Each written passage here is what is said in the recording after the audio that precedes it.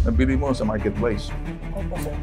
Nang nabili mo, dapat pumunta agad kayo sa HPG para pasuri yung motor. Kung totoo, hindi. Hindi nga po, sir. So, hindi. Mistake number 1. So, nakuha mo yung motor, binayaran mo. Opo, sir. At ang binayaran mo si John. Si Jan po. Yung mga papeles na nakikita natin yan, talahin. Ano sinabi ng HPG? I-undergo na process ng ng micro-etching po. Or micro-etching, which is basically, nakita nila talagang tampered. Opo. Ang ibig sabihin nun, ang motor ngayon ang nagiging issue, sino ang nagmamayari ng motor? Ano sinabi niya dyan sa motor patungkol sa motor na talahim or fake? Ang sabi niya sinasabi. una po, hindi daw po tampered yan. Parang allegation lang daw po. Panay pa rin po sa akin sisi, ganun. Bakit hindi ko daw din-double check? Stupido, isa pa rin stupido yung loko-loko. Nagtiwala. Para ganyan, maraming namamatay, bubuntis sa tiwala, nakakala, makakalusot. Sino sa LTO? Pangalan. Siyempre, pag pina-check mo, may sasabihin sa'yo, pupunta o dadalhin mo motor para registrasyon. Saan ka? Saan mo chinek? Hindi ko po nadala sa LTO. O, hindi mo dinadala. Tinawagan mo lang. Sa message po yung 2600.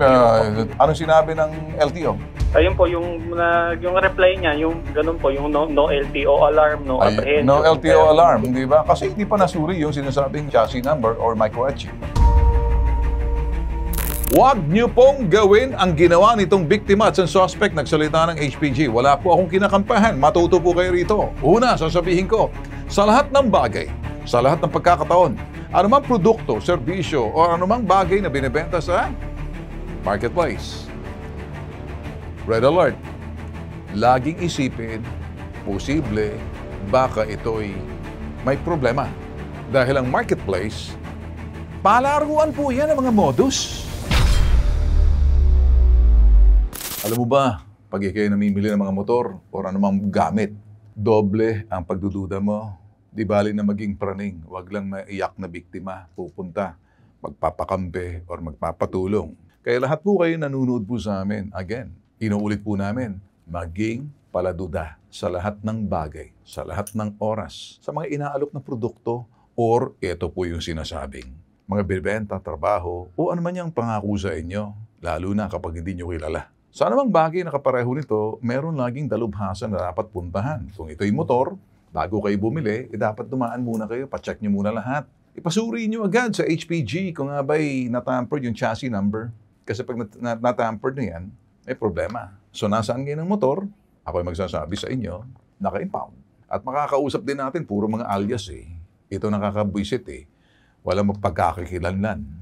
Lalapit sa atin, pagkatapos tinatagong pang mukha nila. May karapatan kayo. O ikaw nakikinig ka dyan, ay narereklamo nagbenta, isa ka pa, maayos ka. Nabili mo sa marketplace. Opo, sir. Nang nabili mo, dapat pumunta agad kayo sa HPG para pasuri yung motor. Kung totoo, hindi. Hindi nga po, sir. So, hindi. Mistake number 1. So, nakuha mo yung motor, binayaran mo. Opo, sir. At ang binayaran mo si John. Si Jan po. Yung mga papeles na nakikita natin yan, talahib. Kailan mo nalaman na ito'y fake? Ano sinabi ng HPG? I-undergo na process ng ng micro-etching po. Micro-etching, which is basically, nakita nila talagang tampered. Opo, sir. Ang ibig sabihin nun, ang motor ngayon ang nagiging issue, sino ang nagmamayari ng motor? So, nag-usap kayo nitong si John. Kano-ano mo si John? Kinuha niya po akong kumpare po ng last June po sa bunso niya pong anak po. Paano mo nalaman? Pumunta na kayo ng HPG. Nalaman ko po yan, yung inuwi ko po sa Manila yung motor. Na-check po ng kaibigan ko na nagtatrabaho po sa LTO. Ano sinabi niya dyan sa motor patungkol sa motor na talahib or fake? Ang sabi niya sinasabi. una po, hindi daw po tampered yan. Parang allegation lang daw po. Okay. So sinabi mo sa kanya, pumunta kayo sa HPG. Opo. Pagdating sa HPG, ano ginawa ng HPG? Sinabi, tampered. Yun po, lumabas na po yung resulta. Panay pa rin po sa akin sisi, ganun. Bakit hindi ko daw din-double check? Sino ang nagsisisi? Si John. Stupido, isa pa rin stupido yung loko-loko. Hoy, nakikinig ka dyan, ha? Makinig ka. Diyan ka lang. Pareho kayo. Pareho kayong transaksyon sa isang bagay na dapat pareho kayo. Dapat dinala mo agad sa HPG. Nagtiwala. Ganyan. Maraming namamatay, nabubuntis sa tiwala. Nakakala, makakalusot. Hindi kayo nakalusot, nasilo kayo. So, okay. Diyan ka muna, ha? Oh, dyan, nakikinig ka. Hindi ko alam. Jan Talpulano, Jan X, Jan, or sige, Jan ka lang. Sige, Jan. Opo. Anong say mo, Jan? Okay lang po ba ikwento ko po yung paano niya nabili? Hindi na mahalagang kwento mo sa akin kasi darating din tayo sa altar. Pagdating sa altar, either bibindisyon ka ng pare o hindi. Hindi naman ako pare. Tanong, saan ang galing yung motor?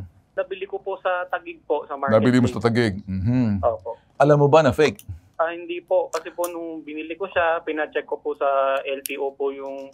Pinacheck mo sa number, LTO. wala. Sino sa LTO nag-check? Pangalan? Po? Sino sa LTO ang nag-check nito? Bigay mo ang pangalan. Chinecheck ko, sir, via po... Okay, yung sino sa LTO? Pangalan. Siyempre, pag pinacheck mo, may sasabihin sa'yo, pupunta ka, dadating mo motor para registrasyon. Saan ka? Saan mo chinek? Hindi ko po nadala sa LTO. Hindi mo dinadala. Tinawagan mo lang. Sa message po yung 2600. 260. So, anong sinabi ng LTO? Ayun po, yung reply niya, yung ganun po, yung no LTO alarm, no apprehension. No LTO alarm, di ba? Kasi hindi pa nasuri yung sinasabing, chassis number or micro-etching na tampered. Opo. So, pumunta kayo ng HPG, tama? Opo. Sinamahan mo itong si Christian, tama? Opo, yes. Anong sinabi ng HPG? Yung panahon po yun, under investigation daw po. Under investigation. Nasaan ang motor ngayon? Andun po sa... Naka-impound? Opo. Alright, good. So, dahil naka-impound ang motor, kailan mo nalaman na yung motor ay may problema? Nung August po, sinabi August po na. sa akin. Nang naibenta mo na kay Christian. Opo, nung ilang buwan po. Alright. So now, nabili mo lang ang motor. Tama? Opo. Saan mo nabili? Sa Taguig po, sa marketplace lang din Sa marketplace. Pareho kayo. Sigurado ka na wala kang problema rito na ibinenta o finance break mo to. Binili mo tapos pinasa mo sa iba. Hindi kaya? Hindi po, nabili ko po sa medyo na yung, kasi luma na po, ganun po, hindi ko po naman itatanggi na ganun po ang ginagawa ko pangkabuhayan. Bumibili po ako ng sige. luma. Alright, so, okay na sa akin. Sige. Negosyante ka ba? Namimili ka ng motor? Hindi po, isa-isa lang po, tapos nagme-mekaniko po. Nagme-mekaniko ka. Anong pakiramdam mo? Sinabi sa'yo ng HPG, talahib yan at medyo may problema. Medyo bigla po ako natakot dahil nakita ko rin po dun sa impounding area yung motor, parang malayo na po dun sa... Well, talagang hindi na importante kung malapit pa o malayo pa. Ang tanong dyan, mananatiling impound dyan hanggat hindi lumutang yung totoong may-ari kasi in question yung motor, hindi kayo. Opo. So, Christian, anong gusto mong sabihin kay Jan? Jan, sana naman mahabag ka, may balik mong perang pinagbilan ko, pinaghirapan ko yan eh. Hindi naman tayo aabot dito, hindi naman ako magpapakasira sa buong mundo para siraan ka. Sana naman maging maayos naman ang... Alright. Jan, nakikiusap si Christian, maawa ka raw. At ito ba'y sinadya mong pambibiktima sa kanya o biktima ka rin? Hindi ko po So, gusto mong sabihin, biktima ka rin? Opo. Hindi mo alam na itong motor mo talahib pala. Tama? Opo, wala po akong So ngayon, na anong gusto mong sabihin kay Christian? Pare, Chris, pag-usapan natin yung halaga ba kasi kilala mo naman ako, pre. Wala naman akong trabaho. Gusto kong yung una pa lang sa HPG, gusto ko na ma-settle para maging maayos tayo tulad ng dati, di ba? Wala naman tayong nagiging problema, nagtutulungan tayong dalawa. Hindi ko lang talaga kaya ibigay yung buuan biglaan. Okay, ibig mo sabihin, nagastos mo na. Sigurado ka pa dyan na talagang hindi mo binenta to dahil may problema or binenta mo na lang dahil si Christian ba ang bumili o inilako mo na kung sino ang gustong bumili? Pinost ko po sa marketplace po kasi... Pinost mo sa marketplace. Nung pinost mo sa marketplace, kilala mo na ba si Christian o hindi pa? Hindi pa po. Nagkakilala lang kayo nung na-post mo sa marketplace. Ikaw naman, Christian. Gaano katagal mo nagamit yung motor? 6 months ko po yung nalaman. At saka mo lang nalaman nung change of ownership mo na. Nalaman nung sa HPG. So, anong gusto mo mangyari ngayon? Paano kita matutulungan? Gusto ko sana, sir, mabawi po yung motor ko. Well, kausapin mo si Jan. Jan, ayos naman ako kausap sa'yo. Yung pagdating natin sa Canlubang, Laguna, biglang merong kapang tinawagan na backer. Para nyo pa akong binuli sa gusto nyo mangyari. Bakit naman ganun, pre? Ang ayos-ayos natin kausap, tapos panay pa kayo. Paano ang sinasabi mong binuli? Totoo ba dyan na binuli mo siya sa Canlubang? Hindi po. Ako nga po yung takot na takot doon kasi siya po yung nagko-complain. Kinakita po ng mga polis doon. Nakikiusap po ako sa kanya na pwede hulog-hulugan ko po Alright, yung... sige. Opo. Kung kayo pa'y nanonood sa amin, pinipresenta lang po namin isang bagay na kung saan para makita ninyo kung ano pong mali na ginawa na po nila, matututo po kayo. Ang malungkot dito, pareho daw sila ay biktima. Yung isa naman nabili sa marketplace, ibinenta niya na nakilala niyo to, pagkatapos naging kumpare, naging ninong ata, pagkatapos ngayon, medyo naging mapakla ang kanilang pagsasama dahil lamang sa motor. Dahil sa motor, sila'y nag-aaway. Corporal Lorenzo Carrasco, magandang umaga po sa inyo, sir. Yes, sir. Good morning po, Sir Ben. Alright, Corporal, maraming salamat sa pagtanggap po ng tawag namin. Public service lang, sir. Ano pong story nito, sir? Noong mga bandang December po, nagtungo po sa aming tanggapan si Sir Chris para i-validate yung kanyang motor is suspected tampered. Thereafter po, nung sabi ko, hindi pa natin pwedeng ma-conclude agad yan, itaan natin ng forensic examination.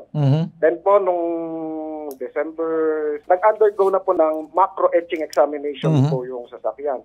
And then, paglabas po ng result, mga January po, na-conclude ng Regional Forensic Unit 4A na ang engine and chassis number of the aforesaid motorcycle is may presence ng grinding and concavity. So therefore, that the above mentioned motorcycle is indeed tampered. Okay. So for now, the status of which, naka-impound muna yan because there's a problem. Tama? Yes po, opo. Okay, until such time, lumutang yung may-ari, kung sino man magpapakita. So, Yes, sir. yan po'y mananatili diyan sa loob ng kampo dahil considered as tampered. We don't know kung nagamit sa krimen yan, kaya tinampered, tapos binenta. All the possibilities, sir. Tama, hindi ba? Tama po. Parang pag-iingat lang ginawa ninyo dyan. So, in the meantime, naka-impound lang siya. What if yung Yes, sir. What if yung totoong may-ari nagpakita ng mga papeles? Kung wala naman po siyang complaint na mag-present lang po siya ng mga documentation na ORCR or mga legal documents, and then we process the stamping of the motorcycle, sir. Kung meron naman po, pag-aaralan po natin yan at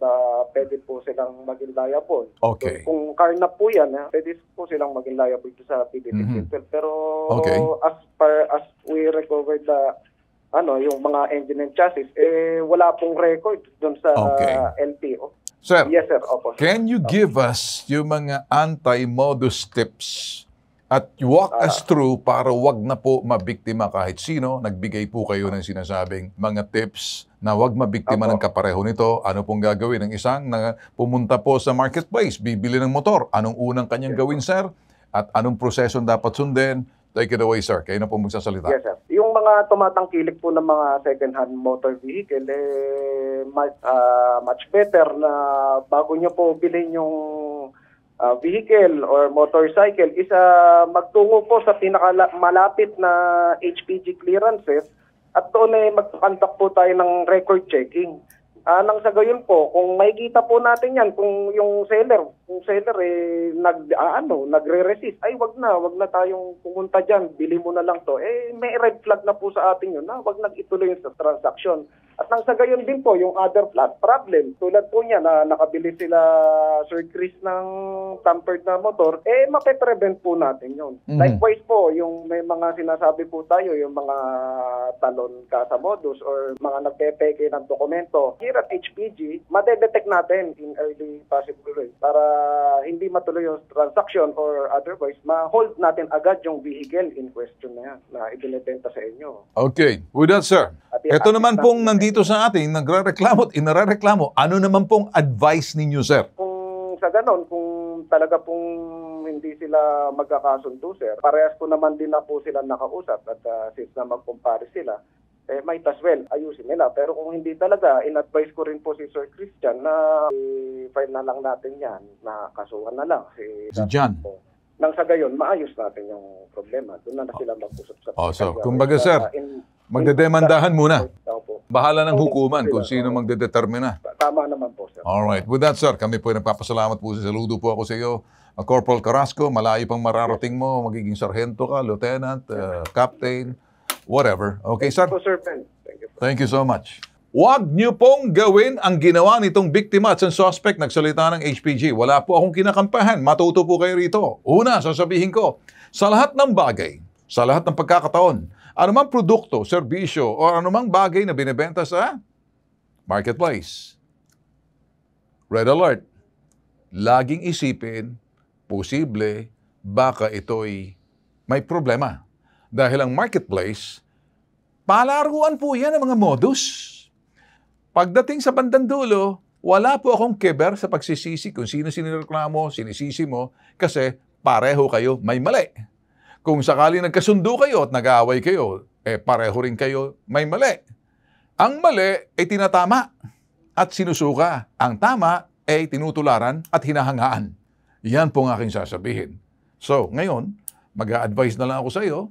Pasensya ka, hindi kita natulungan dahil HPG na ang kinakailangan pumasok dyan. At ang sabi ng HPG, kung kinakailangan magsampa ka ng kaso, sa hukuman na kayo magtutuos. At ang hukuman ng sang magpapasya, wala sa aking pagpapasya, ginawa ko lang, panalo po yung mga nanonood. Sana may natutunan po kayo rito. Ito po nag-iisang pambansang sumbungan. Tulong at serbisyo. May ibang katangian. Iba yung brand. Iba yung persona ng sinasabing brand. Yan po, si Ben Bitag Tulfo. Ilalabang ka, di kayo iwan. Ito po yung hashtag, ipabitag mo.